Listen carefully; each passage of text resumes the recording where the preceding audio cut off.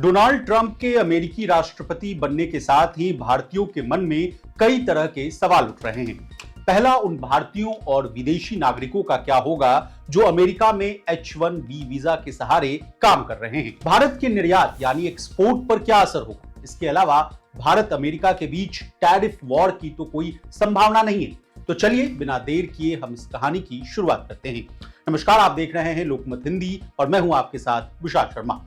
सबसे पहले H-1B visa और क्यों इसके नियम कड़े हो सकते हैं, इससे कहानी की शुरुआत करते हैं। अमेरिका में विप्रो, इन्फोसिस और TCS जैसी कई भारतीय टेक कंपनियां हैं। ये कंपनियां इसी वीजा पर भारतीयों को अमेरिका बुलाकर जॉब देती हैं।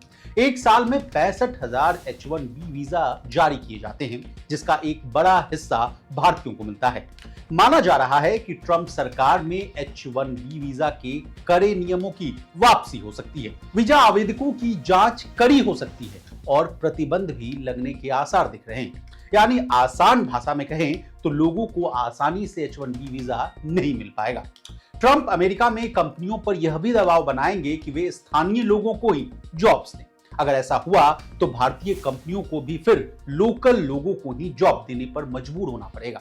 अब क्यों उठ रही है आशंका, इस बात को और आसान भाषा में समझिए। देखिए, डोनाल्ड ट्रंप ने अपने पहले कार्यकाल में H-1B वीजा को लेकर कड़े कदम उठाए थे। इससे कंपनियां प्रभावित हुई। उनके कार्यकाल में H-1B वीजा के लिए एलिजिबिलिटी क्राइटेरिया को कड़ा कर दिया गया था। वीजा नियमों में लगाने वाला जो टाइम है उसको भी बढ़ा दिया गया था। वीजा एप्लीकेशन रिजेक्ट होने की भी जो दर थी वो भी बढ़ गई। ट्रंप के पहले कार्यकाल में वीजा होल्डर्स के लिए जरूरी न्यूनतम सैलरी में भी इजाफा कर दिया गया। उम्मीद यही जताई जा रही है कि ट्रंप फिर से ऐसी कोई पॉलिसीज ला सकते हैं जिससे भारतीयों के लिए मुश्किलें बढ़ जाएं। अब कितना जरूरी है भारत के लिए H-1B वीजा, ये सवाल आपके मन में जरूर उठ रहा होगा। इसका जवाब भी ले लीजिए। देखिए, साल 2022 में अमेरिका ने जितने H-1B वीजा जारी किए उसमें 72% से ज्यादा सिर्फ भारतीयों को ये जो वीजा है ये जारी किया गया था। H-1B वीजा भारतीयों को सिर्फ ग्रेजुएशन की डिग्री पर भी अमेरिका में नौकरी करने की छूट देता है। इतना ही नहीं, इस वीजा के साथ एक से ज्यादा अमेरिकी एम्प्लॉयर के साथ काम करना भी मुमकिन हो जाता है। वहीं अपने परिवार को साथ में अमेरिका ले जाने की भी छूट मिलती है और परिवार के सदस्य भी वहां पर नौकरी कर सकते हैं। लंबे समय तक H-1B वीजा पर काम करने के बाद लोगों को अमेरिका की स्थायी नागरिकता लेने का मौका भी मिलता है। हालांकि अब इसकी हर साल की एक निश्चित सीमा है और इसकी वजह से ही H-1B वीजा से ग्रीन कार्ड पाने वाले भारतीयों के लिए वेटिंग जो है वो लंबी हो गई। अब ट्रंप के दोबारा राष्ट्रपति बनने का असर भारत के निर्यात यानी जो एक्सपोर्ट है उस पर कैसे असर पड़ेगा, इस बात को भी समझिए।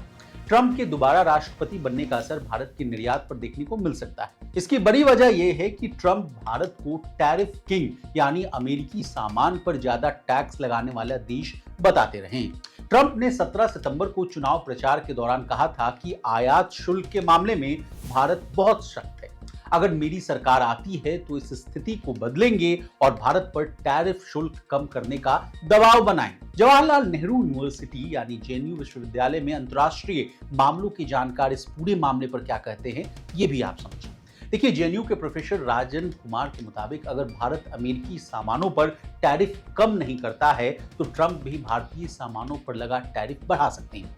इसकी वजह से अमेरिका में भारतीय सामान महंगे हो सकते हैं। इसका सीधा असर भारत के निर्यात पर पड़ेगा। दोनों देशों के बीच पिछले साल यानी 2023-24 के फाइनेंशियल ईयर में 128.78 बिलियन डॉलर यानी करीब 10 लाख करोड़ रुपए का कारोबार हुआ। इस दौरान भारत ने अमेरिका को 77.52 बिलियन यानी भारतीय रुपए में कहें तो 6 लाख करोड़ रुपए का निर्यात किया। अब हमने आपको भारत अमेरिका के बीच में जो संबंध है, H-1B वीजा को लेकर जो समस्याएं उठ सकती हैं, उसके बारे में तमाम जानकारियां दे दी। आपको हमारी ये डिटेल रिपोर्ट कैसी लगी, कमेंट करके जरूर बताइएगा। इसी तरह देश और दुनिया और बिजनेस जगत से जुड़ी तमाम ताजा तरीन खबरों के लिए बने रहिए हमारे साथ। देखते रहिए लोकमत हिंदी।